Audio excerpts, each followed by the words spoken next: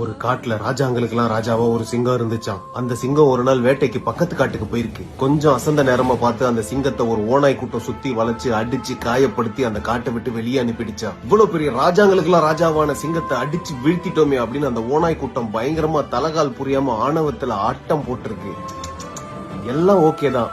ஆனா அந்த ஓநாய் கூட்டம் ஒரு சின்ன தப்பு பண்ணிருச்சு. அந்த சிங்கத்தை ஒரேடியா முடிச்சிருக்கணும். வயசான சிங்கம் தானே, திரும்ப எங்க வரப்போகுது அப்படின்ற தெனாவெட்ல அப்படியே விட்டுட்டாங்க. அந்த அமைதியா போயிருக்கும். ஆனா தன்னை வீழ்த்திட்டு அந்த ஓநாய் கூட்டம் ஒரு ஆட்டம் போட்டுச்சுல, ஆட்டம். அந்த ஆட்டத்தை பார்த்ததுக்கு அப்புறம் ஒரு முடிவு பண்ணிச்சான். இந்த காட்டுல தன்னை அடிச்சு நிராயுத பணிய ஓட விட்டாங்களோ அதே காட்டுக்கு திரும்ப கெத்தா மாசா வரணும்னு. ஆனா வந்தா ராஜாவா தான் வருவேன்னு வரமாட்டேன். இது வரைக்கும் வேட்டையாடி சம்பாதிச்ச ராஜாங்கிற கௌரவத்தையும் என்னோட சிம்மாசனத்தையும் கோடான கோடி முறை என் தலையில சுமந்த கிரீடத்தை இறக்கி வச்சுட்டு ஒரு சாதாரண கடைக்குட்டி சிங்கமா தான் வருவேன்னு ஒரு முடிவு எடுத்துச்சான். இந்த சிங்கத்தோட கோடான கோடி ரசிகர்கள் அதை தாங்கிக்க முடியாம, நீங்க எதுக்கு கிரீடத்தை இறக்கணும், நீங்க ஊன்னு சொன்னா இந்த ராஜாங்கமே உங்க காலடியில, ஏன் இந்த முடிவு அப்படின்னு கேட்டாங்களாம். அதுக்கு அந்த சிங்கம் சொல்லிச்சான், நான் அந்த காட்டுக்கு திரும்ப வர்றது என்னோட கிரீடத்துக்காகவும் சிம்மாசனத்துக்காகவும் இல்ல, ஒரு பழைய கணக்கு பாக்கி இருக்கு, அதை முடிக்கணும், அவ்வளவுதான்.